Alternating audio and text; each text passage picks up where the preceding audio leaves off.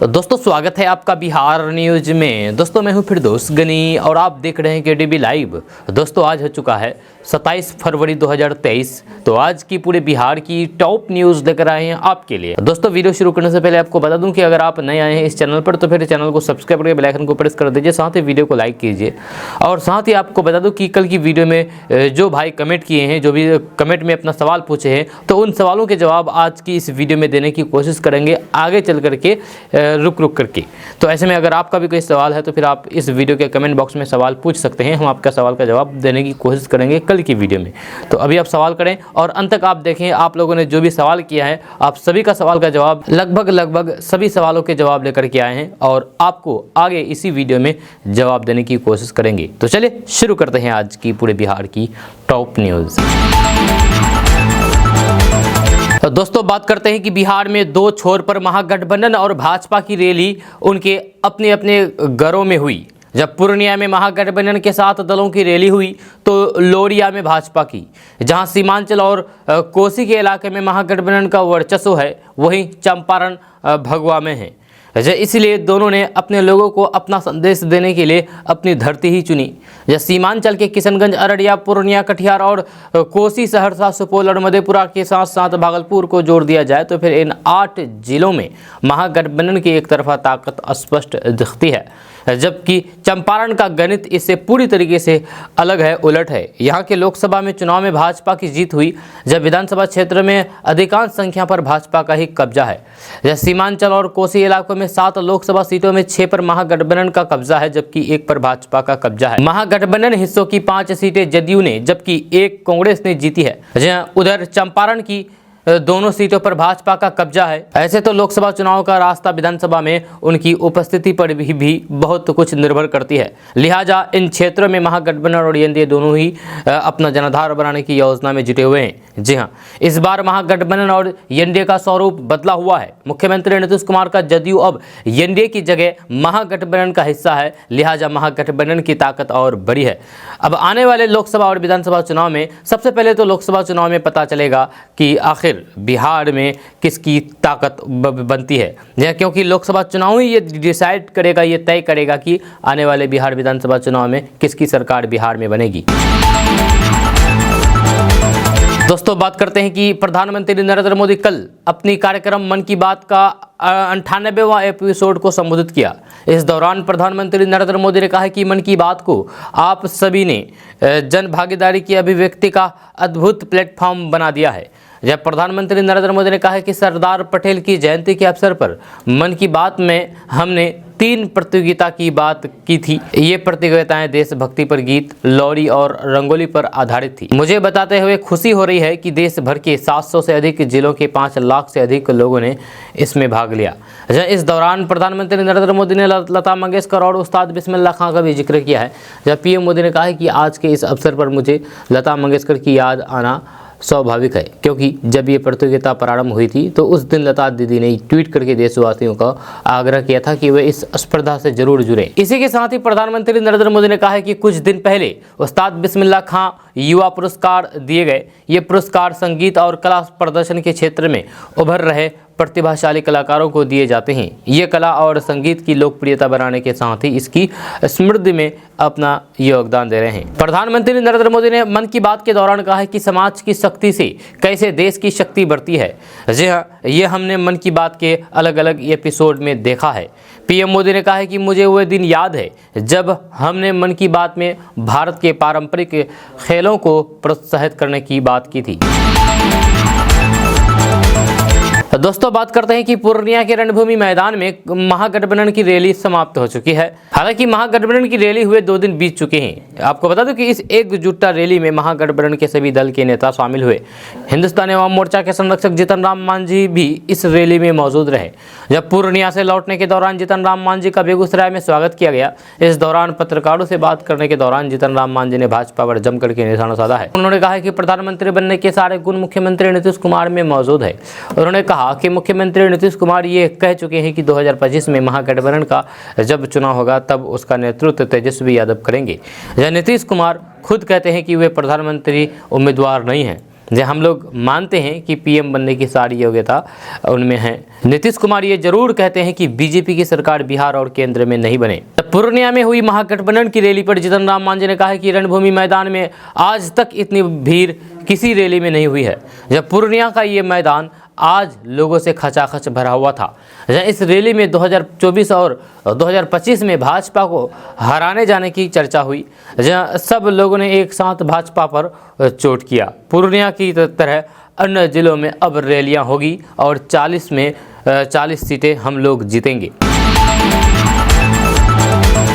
तो दोस्तों बात करते हैं कि बिहार के मुख्यमंत्री नीतीश कुमार पूर्णिया में महागठबंधन की रैली को संबोधित करते हुए भाजपा पर जमकर के निशाना साधा है। इसी दौरान बिहार के मुख्यमंत्री नीतीश कुमार ने यह भी कहा कि भाजपा के लोग हम लोग को आपस में लड़ाने में जुटे हुए हैं, हमारी गठबंधन में शामिल पार्टी में फूट डालने की कोशिश कर रहे हैं, लेकिन उनका ये प्रयास कभी भी सफल नहीं होने वाला है। नीतीश कुमार ने यह भी कहा है कि भाजपा के लोग अभी जीतन राम मांझी को लोभ देकर के महागठबंधन छोड़ने को कह रहे हैं। इस बीच अब इस पूरे मामले को लेकर के हिंदुस्तानी अवाम मोर्चा के राष्ट्रीय अध्यक्ष संतोष सुमन ने अपनी सफाई दर्ज करवाई है। जब बिहार सरकार के मंत्री और हिंदुस्तानी अवाम मोर्चा के नेता संतोष कुमार सुमन ने कहा है कि मैं यही चाहता हूं कि बिहार के मुख्यमंत्री नीतीश कुमार जी के नेतृत्व में सरकार मजबूती के साथ चल रही है। अगर वह ऐसा कर रहा है तो फिर मैं उन्हें साफ कर देना चाहता हूँ कि हमारे पीछे कोई भी लगा रहे, लेकिन हम नीतीश कुमार जी के साथ है और महागठबंधन के साथ है। उन्होंने कहा है कि भाजपा की तरफ से पहले भी प्रयास किया गया कि हमारी पार्टी को अपने साथ शामिल करवा ले, लेकिन हम लोग चट्टान की तरह मजबूती के साथ मुख्यमंत्री नीतीश कुमार के साथ खड़े हैं और आगे भी रहेंगे। हम लोग जहां भी रहते हैं खुट्टा गाड़ करके रहते हैं। दोस्तों बात करते हैं कि बिहार में आरजेडी की एक महिला विधायक अपने ही सरकार और सिस्टम के खिलाफ धरना पर बैठ गई। मामला बिहार के नवादा जिला से जुड़ा हुआ है, जहां की विधायक विभा देवी अपने समर्थकों के साथ अचानक नवादा समारोह के मुख्य द्वार पर धरने पर बैठ गई। सत्ता में रहने के बाद भी वे धरना पर अपने समर्थकों के साथ बैठ गई। धरना पर बैठने का कारण था कि शनिवार को ही कल्याण विभाग की ओर से अनुसरण समिति की बैठक का आयोजन किया गया था। उसी बैठक में नवादा विधायक विभा देवी ने जन वितरण प्रणाली में घोटालों से संबंधित अधिकारियों से कुछ प्रश्न किए। बैठक में अधिकारियों द्वारा उस प्रश्न का संतोषजनक जवाब नहीं मिला। जब फिर क्या था, इसी बात को लेकर कि वह बैठक से निकलते ही समारोह के मुख्य द्वार पर अपने समर्थकों के साथ धरने पर बैठ गई। उन्होंने बताया है कि भ्रष्ट डीलरों की जांच होनी चाहिए और उस पर कार्रवाई भी होनी चाहिए। उनका आरोप है कि उन्हें क्षेत्र में कई लोगों से शिकायत मिली है कि पीडीएस डीलर उन्हें पूरा अनाज नहीं देते हैं और अनाज देते हैं तो उनके बदले में पैसे भी लेते हैं, जबकि सरकार की तरफ से अभी से मुफ्त राशन दिया जा रहा है। इसी से संबंधित उन्होंने आज प्रश्न उठाया। दोस्तों बात करते हैं कि उत्तर प्रदेश सरकार पर गानों के जरिए हमला बोलने वाली लोक गायिका नेहा सिंह राठौर को हाल ही में यूपी पुलिस ने नोटिस थमाया है। इस वाकये के बाद से नेहा सिंह राठौर सुर्खियों में है। इस बीच एक कार्यक्रम के दौरान पहुंची नेहा सिंह राठौर एंकर द्वारा किए गए सवाल पर भड़क गई। उन्होंने एंकर को किसी पार्टी का प्रवक्ता तक बता दिया। समाचार चैनल आज तक द्वारा आयोजित किए गए साहित्य आज तक में शिरकत लेने पहुंचे नेहा सिंह राठौर से कई तरह के सवाल किए गए। एंकर द्वारा जब उनसे पूछा गया है कि सरकार की चरण वंदना करने वाले लोगों को क्या मिल जाता है, तो फिर उन्होंने जवाब में कहा है कि उनमें और मुझ में अंतर है, उन्हें पद्मश्री मिल जाता है और हमें नोटिस मिल जाता है। नेहा सिंह राठौर से सवाल किया गया है कि क्या वह कभी किसी सरकार से किसी भी प्रकार का पुरस्कार नहीं लेगी। इस पर उन्होंने कहा है कि कल की बात करने के बजाय आज की बात करनी चाहिए, कल की बात का क्या भरोसा है। इस बीच उन्होंने एंकर पर चुटकी लेते हुए कहा है कि आप लोग अपने पिच पर बहुत लाना चाहेंगे, लेकिन मैं आऊंगी नहीं। दोस्तों बात करते हैं कि कांग्रेस भारत जोड़ो यात्रा के बाद अब देश के पूर्वी हिस्से से पश्चिमी भाग के बीच यात्रा निकालने पर विचार कर रही है। यहाँ संभावना जताई जा रही है कि ये यात्रा अरुणाचल प्रदेश के पासीघाट से गुजरात के पोरबंदर के बीच निकाली जाए। पार्टी महासचिव जयराम रमेश ने ये जानकारी दी है। इससे पहले कांग्रेस के पूर्व अध्यक्ष राहुल गांधी ने पार्टी के महाधिवेशन में दिए गए अपने संबोधन के दौरान यात्रा के बारे में संकेत दिए हैं। राहुल गांधी ने कहा है कि पार्टी अध्यक्ष मल्लिकार्जुन खड़गे तपस्या को आगे बढ़ाने का कार्यक्रम तैयार करें, जिसमें सभी भाग लेने के लिए तैयार हैं। राहुल गांधी कई मौके पर अपने इस यात्रा को तपस्या का नाम दे चुके हैं। महाधिवेशन के समापन के बाद रमेश ने कहा है कि संभावना है कि ये यात्रा पासीघाट से शुरू हो और इसका समापन पोरबंदर में हो। इसको लेकर के बहुत सारा उत्सव और ऊर्जा है। दोस्तों बात करते हैं कि छत्तीसगढ़ के रायपुर में कांग्रेस का महाधिवेशन चल रहा है। इस महाधिवेशन में कांग्रेस के तमाम नेता अपनी बात रख रहे हैं और आगे की रणनीति पर चर्चा कर रहे हैं।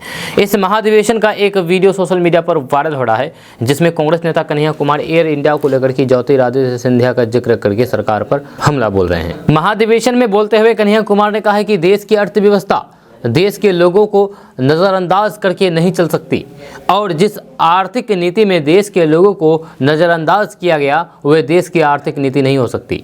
आज हम देख रहे हैं कि नारा देश का लगाया जाता है और जेब दोस्तों की भरी जा रही है। कांग्रेस का एक कार्यकर्ता होने के नाते मैं पूछना चाहता हूं कि ऐसी कौन सी नीति है जिससे देश गरीब होता जा रहा है। कन्हैया कुमार ने कहा कि बीएसएनएल को लेकर के क्या कहा गया।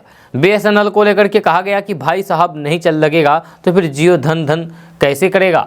इसके साथ ही उन्होंने कहा कि जब नहीं होगा एयर इंडिया तो क्या करेगा ज्योतिरादित्य सिंधिया। सोशल मीडिया पर कन्हैया कुमार के भाषण का कई हिस्सा वायरल हो रहा है और लोग इस पर तरह तरह के कमेंट कर रहे हैं। दोस्तों बात करते हैं कि बिहार में ऐसे तो किसानी की चर्चा कम ही होती है, लेकिन इन दिनों लखीसराय के एक किसान दंपति की चर्चा खूब हो रही है। जब एमबीए की पढ़ाई पूरी करके पुणे में आईटी के क्षेत्र में नौकरी छोड़ करके किसान बने अमित अंग्रेजी बोलने को लेकर के सुर्खियों में है।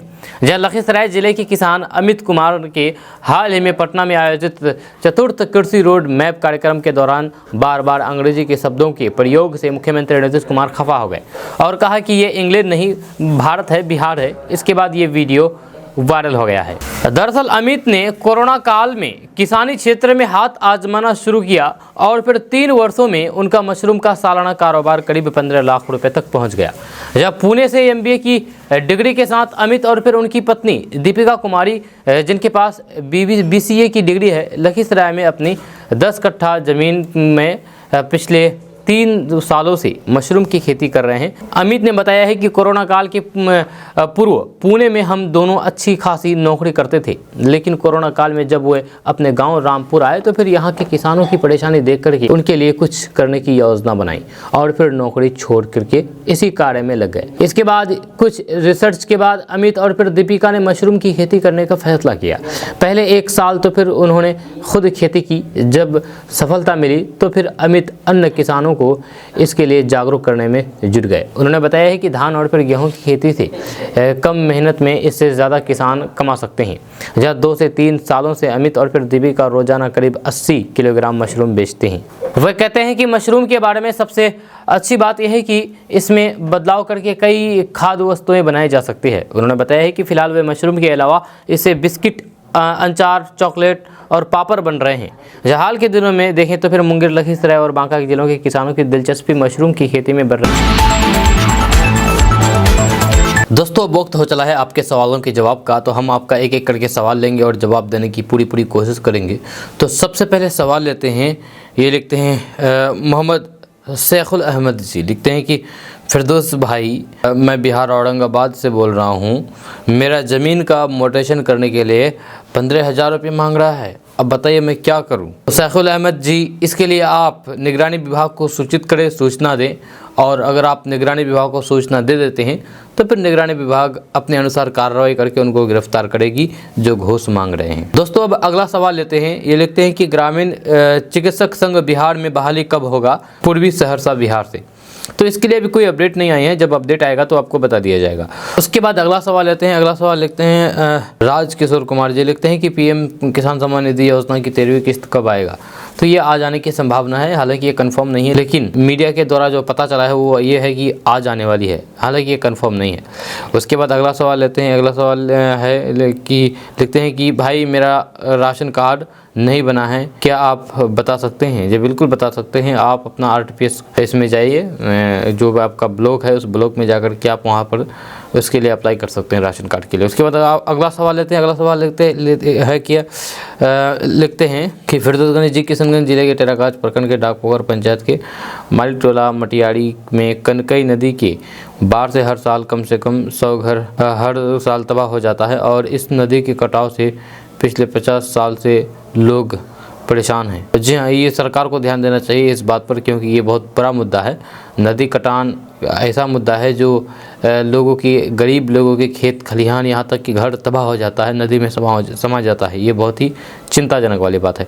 अब अगला सवाल लेते हैं। अगला सवाल लिखते हैं अविनाश कुमार यादव जी, लिखते हैं कि पीएम किसान निधि कब तक मिलेगा 13वीं किस्त का? ये आज ही मिल सकता है, ये गारंटी नहीं है लेकिन मिल सकता है, ये खबरें चलाई जा रही है। उसके बाद अगला सवाल लेते हैं। लिखते हैं कि भाई क्या कोई स्टूडेंट 2 बोर्ड एग्ज़ाम दे सकता है? तो 2 बोर्ड एग्ज़ाम बिल्कुल दे सकता है, आप दे सकते हैं, कोई दिक्कत नहीं। अब अगला सवाल लेते हैं। अगला सवाल है, लिखते हैं कि मेरा नाम सीमा देवी, किसान रजिस्ट्रेशन का पैसा कब मिलेगा? वो यानी कि किसान सम्मान निधि योजना का पैसा के बारे में बोल रहा है ये, तो ये आज जारी किया जा सकता है, ये आप पहले बता दिया गया आपको। उसके बाद अगला सवाल लेते हैं। ये लिखती हैं जयमाला कुमारी जी, लिखती हैं कि सर जीविका कैडर का मानदेय कब बढ़ाया जाएगा? तो इसके लिए कोई अपडेट नहीं है, सरकार जब बढ़ाएगा तो फिर खबर हो जाएगा, बता दिया जाएगा केडीबी लाइव के माध्यम से। उसके बाद अगला सवाल लेते हैं। अगला सवाल है कि फिरदौस भाई मोबाइल को कितना प्रतिशत चार्ज करना चाहिए? अच्छा, ये हम कल एक खबर दिए थे मोबाइल के बारे में, मोबाइल चार्ज के बारे में, तो आप इसी से रिलेटेड ये सवाल पूछा। तो मोबाइल को चार्ज, इसका भी एक नियम है जो बहुत ज़रूरी है बताना, कोई ये मजाक वाली बात नहीं है। मोबाइल को 20% से 90% तक हमेशा रखना चाहिए। अगर 90% से ज़्यादा नहीं चार्ज करना चाहिए और 20% से कम नहीं रखना चाहिए। जी हाँ, उसका कई कारण है जो वीडियो में बताया गया है, कल की वीडियो में आप देख सकते हैं। तो दोस्तों, सवालों के जवाब का सिलसिला यहीं पर रोक देते हैं। अगर आपका भी कोई सवाल है तो आप नीचे कमेंट बॉक्स में कमेंट करके अपना सवाल पूछ सकते हैं। और साथ ही आपको बता दूं कि अगर आप हमारे चैनल पर नए आए तो चैनल को सब्सक्राइब करके बेल आइकन को प्रेस कर दीजिए और वीडियो को लाइक कर दीजिए। अब जो भी भाई का सवाल रह गया है, आगे इसी वीडियो में उसको कवरेज किया जाएगा और इसी वीडियो में आप उनके सवालों का जवाब दिया जाएगा। आप अंत तक बने रहें हमारे साथ। तो चलिए फिर डेली न्यूज़ की ओर।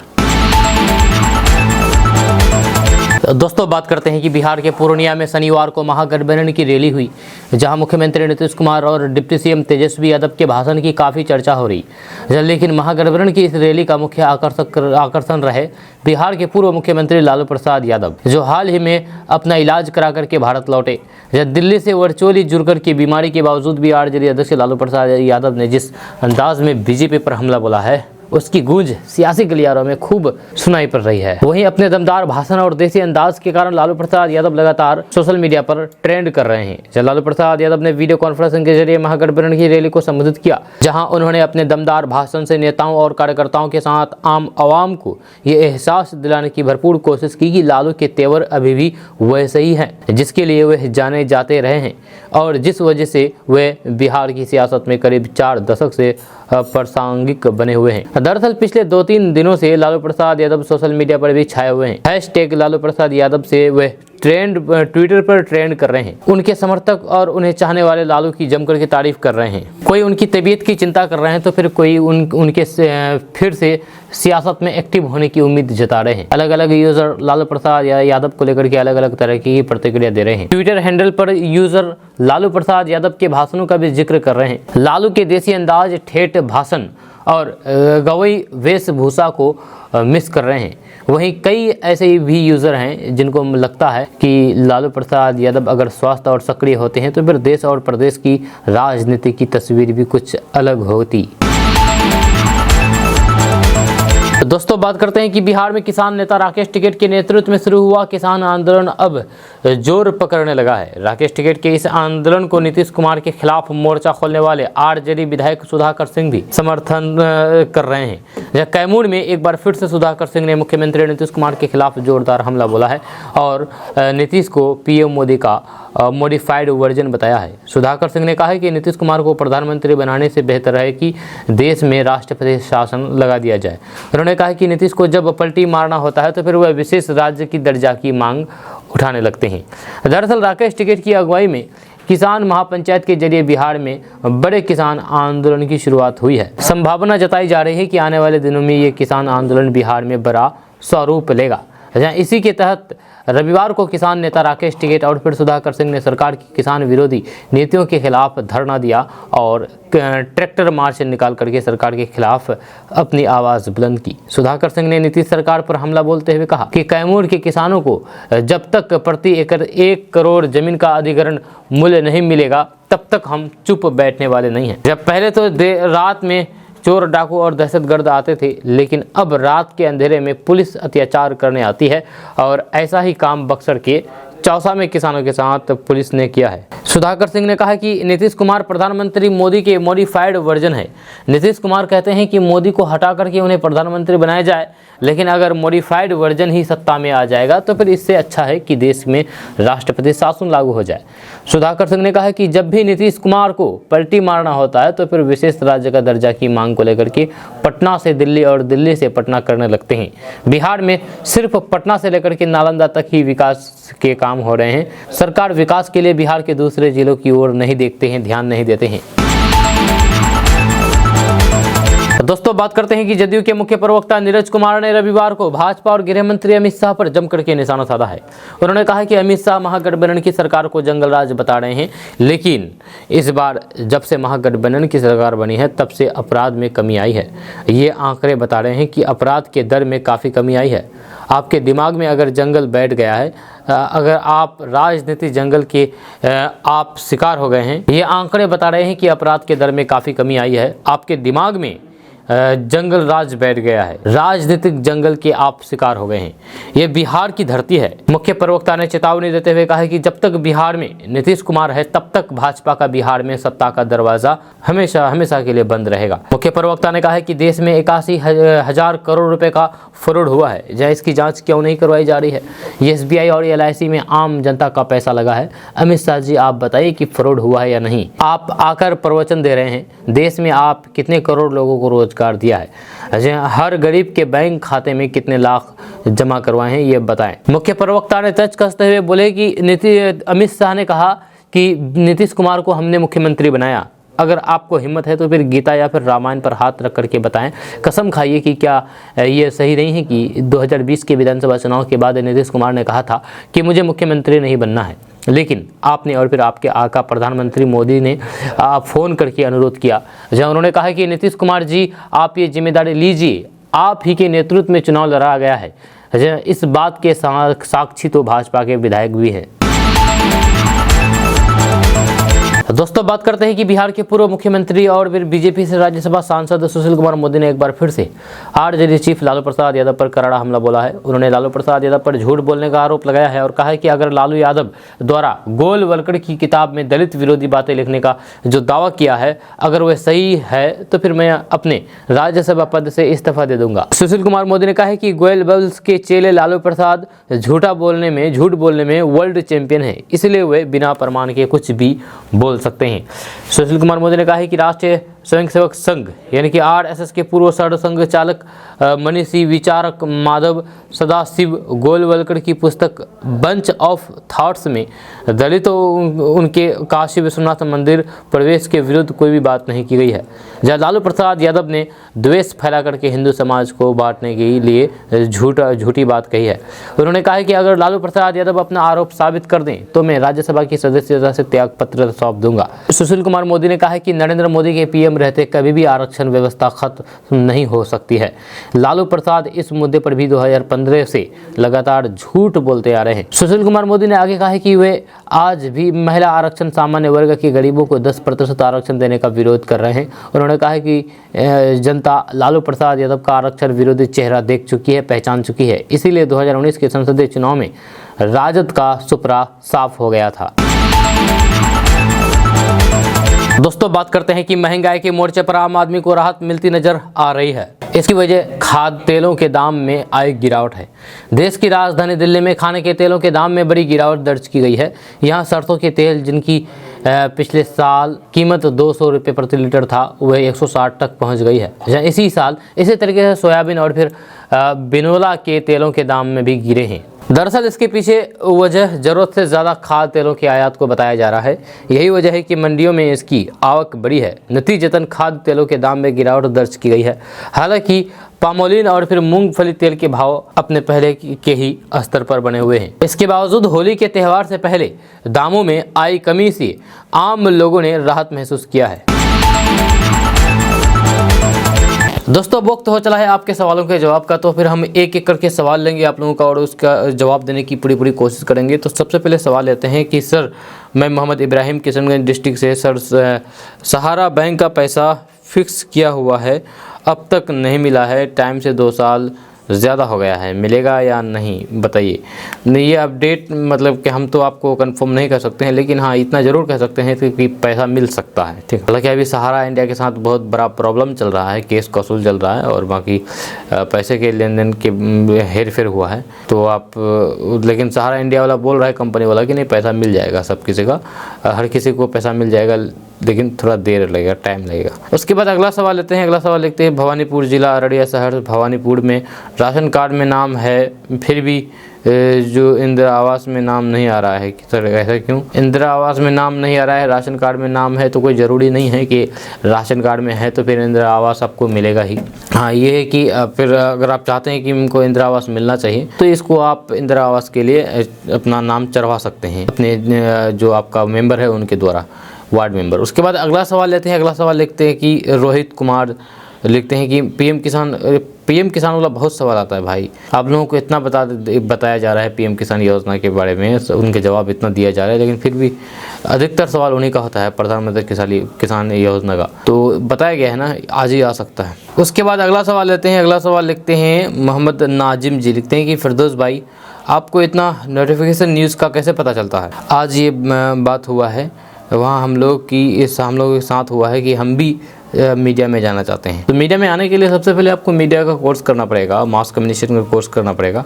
आप किसी भी यूनिवर्सिटी में कर सकते हैं मास कम्युनिकेशन का कोर्स जो कराता हो। उसके बाद आप मीडिया में आएंगे तो आप खुद ब खुद आपको पता चल जाएगा कि कहाँ से न्यूज़ मिलता है, कैसे न्यूज़ लिया जाता है, कैसे बनता है, वो सारा चीज़ जो भी प्रक्रिया सारा चीज़ आपको पता चल जाएगा, आप न्यूज़ में आएंगे तब। उसके बाद अगला सवाल लेते हैं। अगला सवाल लिखते हैं शिव गुप्ता जी, लिखते हैं कि सहारा इंडिया का पैसा कब मिलेगा, सरकार क्यों नहीं दे रहा है?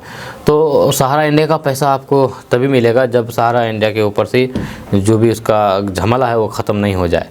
यानी केस कसूल चल रहा है, पटना हाईकोर्ट में भी केस चल रहा है, जब उसका सुनवाई होगा, फैसला आएगा, उसके बाद आपको पैसा मिलेगा। उसके बाद अगला सवाल लेते हैं। अगला सवाल लिखते हैं कि विनय कुमार जी, लिखते हैं कि मेरा नाम विनय कुमार है, मेरे राशन कार्ड से मुझे बिहार में राशन मिलता है और दिल्ली में क्यों नहीं राशन मिलता है? जी बिल्कुल, ये दिल्ली में भी आपको राशन मिलना चाहिए, क्योंकि राशन कार्ड अभी one nation one ration card के तहत राशन दिया जा रहा है। यानी कि अगर आप देश के किसी कोने के रहने वाले हैं और उस कोने से किसी और कोने पर आप शिफ्ट हो रहे हैं तो वहाँ भी आपको राशन कार्ड मिलेगा, उन्हीं राशन कार्ड के द्वारा जो राशन कार्ड आपका एक कोने में बना है। जहाँ अगर आप बिहार के रहने वाले हैं तो बिहार में जो राशन कार्ड आपका बना है वही कार्ड से आप दिल्ली में भी राशन ले सकते हैं, मुंबई में भी राशन ले सकते हैं, देश के किसी भी कोने में जाकर के राशन ले सकते हैं।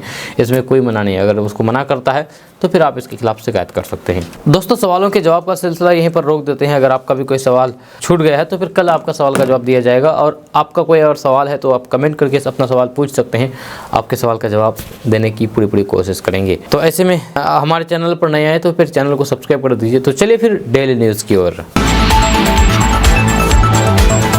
दोस्तों, बात करते हैं कि बिहार में आज यानी कि 27 फरवरी से विधानमंडल का बजट सत्र शुरू होने वाला है। ये 2020 के विधानसभा चुनाव के बाद पहला सत्र होगा जब भाजपा विपक्ष की कुर्सी पर बैठी हुई दिखाई देगी। इस सत्र के दूसरे दिन बिहार का बजट पेश किया जाएगा। इस बार के विधानसभा सत्र को लेकर के यह उम्मीद जताई जा रही है कि यह सत्र काफी हंगामेदार होगा।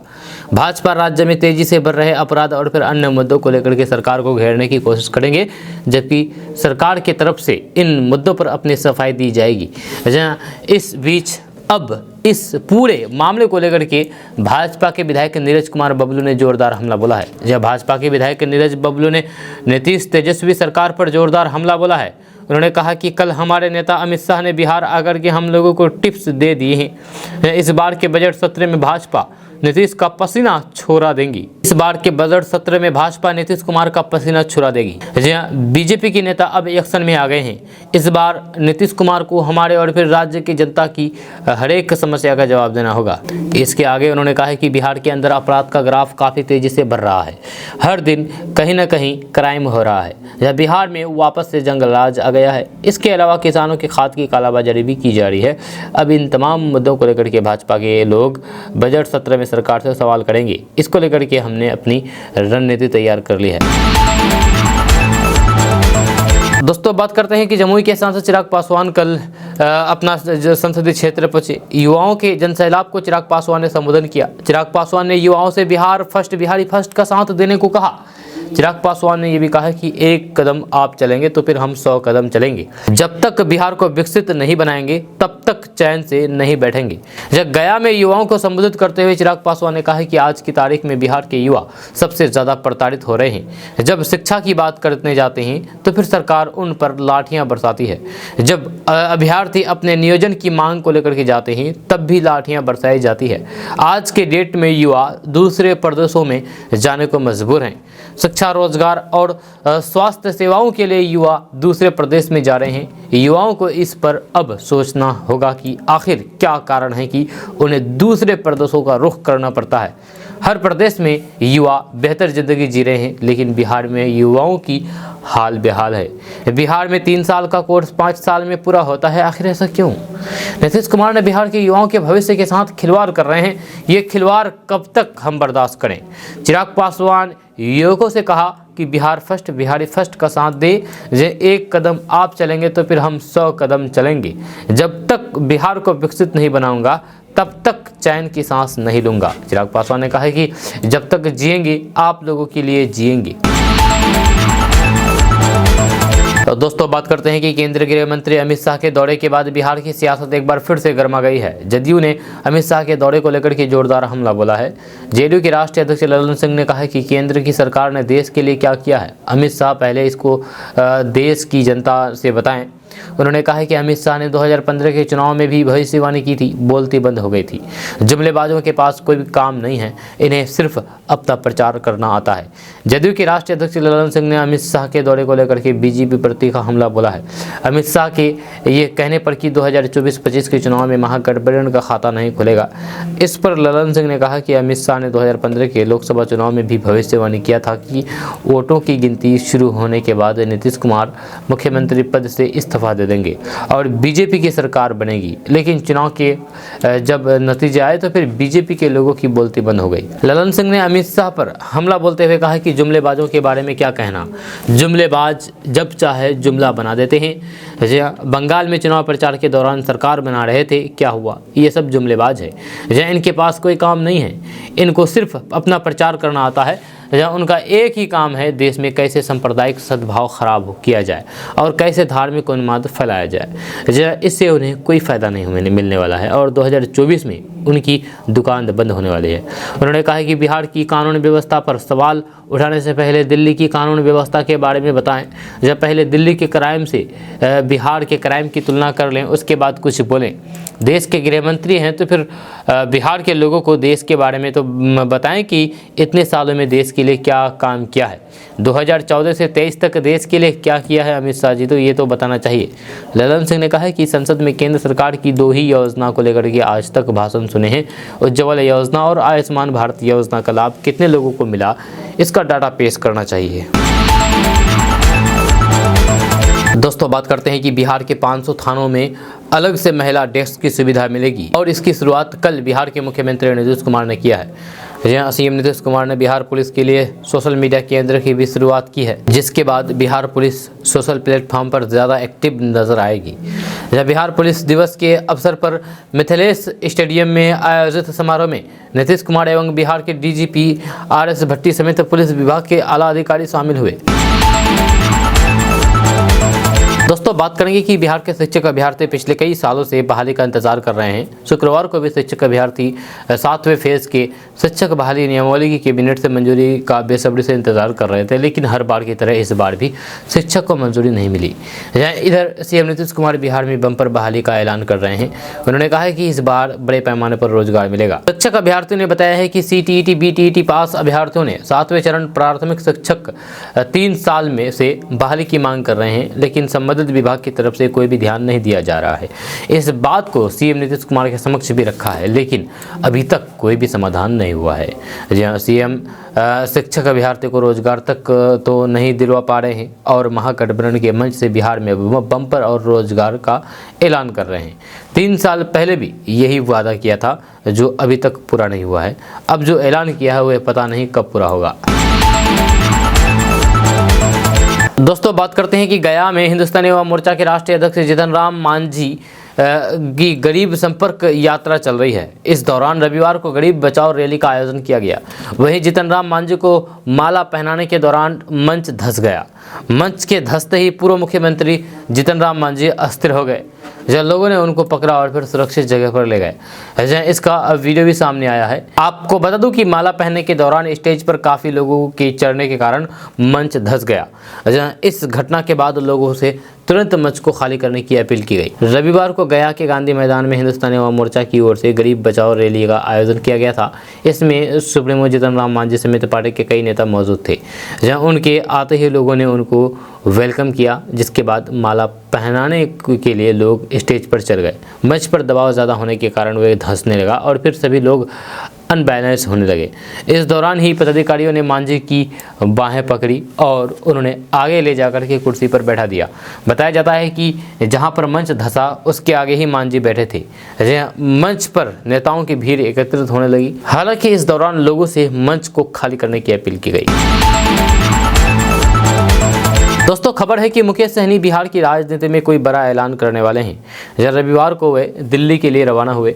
सूत्रों के हवाले से खबर है कि उन्हें दिल्ली से बुलाया है, जब उन्हें बीजेपी ने बात करने के लिए बुलाया है। मुकेश सहनी को अमित शाह के दौरे के बाद दिल्ली से बुलावा आया। मुकेश सहनी बिहार में मल्लाह जाति के बड़े नेता हैं।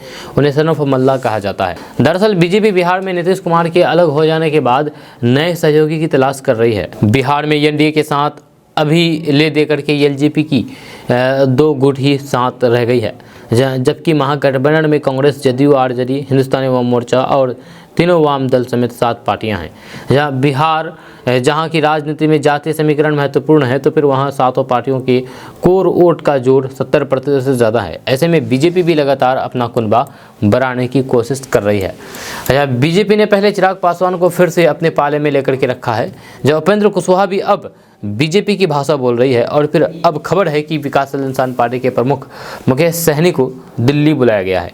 जब चिराग पासवान, उपेंद्र कुशवाहा और मुकेश सहनी अगर बीजेपी के साथ आते हैं तो फिर बीजेपी के पास करीब 15% वोट का एक बड़ा पैकेट जुड़ेगा।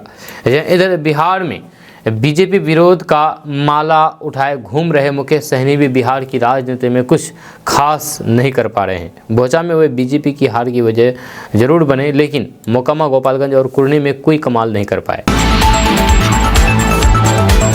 दोस्तों, बात करते हैं कि दिल्ली के डिप्टी सीएम मनीष सिसोदिया को शराब घोटाला मामले में गिरफ्तार किया है। करीब 9 घंटे की पूछताछ के बाद उन्हें गिरफ्तार कर लिया है। आज सोमवार को दोपहर उन्हें कोर्ट में पेश किया जाएगा। बताया जाता है कि सबूत नष्ट करने के आरोप में उन पर कार्रवाई की गई है। सीबीआई मुख्यालय के बाहर सुरक्षा व्यवस्था बढ़ा दी गई है। आम आदमी पार्टी का कहना है कि राजनीतिक द्वेष के कारण बीजेपी ने दिल्ली के